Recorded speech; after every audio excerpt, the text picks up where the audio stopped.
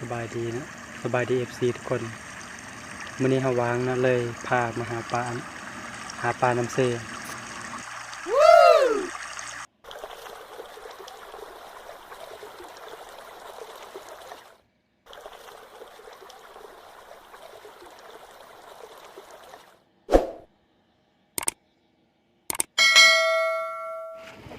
ส่วนตัวนี้จะเป็น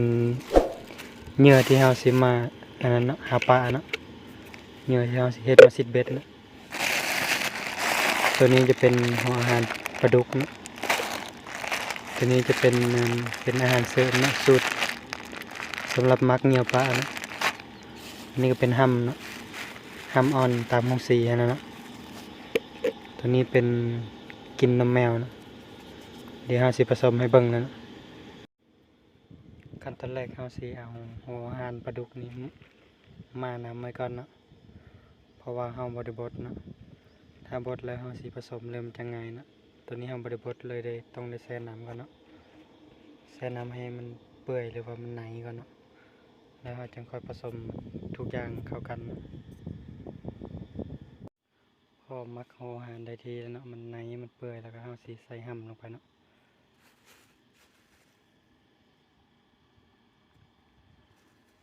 ใส่ห่ำบ่พอใส่หลายเนาะค่อยใส่แล้วก็นวดไปทีละน้อยเนาะค่อยใส่แล้วค่อยนวดไปเนาะ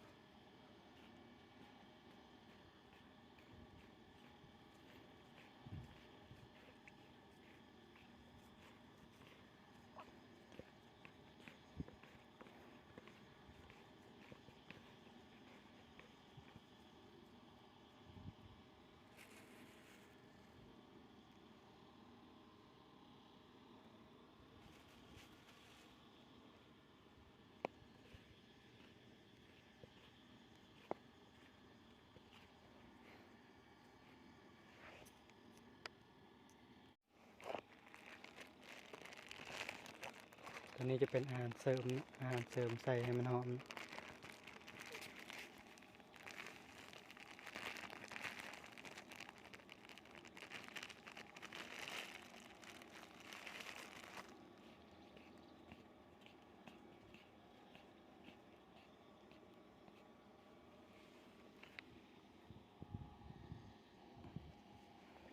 ตัวนี้จะเป็นกินนมแมวเนาะกินนมแมวเพิ่มความหอมอีกเนาะ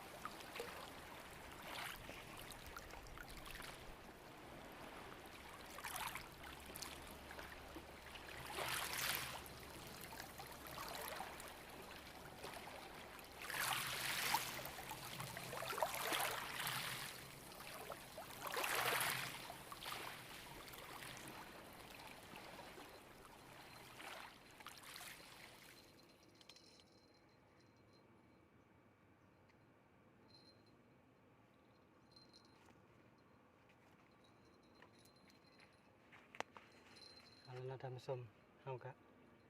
มานั่งอยู่นี่เป็นประมาณ2 ชั่วโมงแล้วเนาะ คือบ่ได้ปลาจักโตเนาะมื้อนี้เนาะบ่มานเนาะมื้อนี้เนาะเฮาก็สิขอปิดคลิปไว้ส่ำนี้เนาะมื้อนี้ถือว่าบ่มานมื้อนี้บ่มีปลาจักโตเลย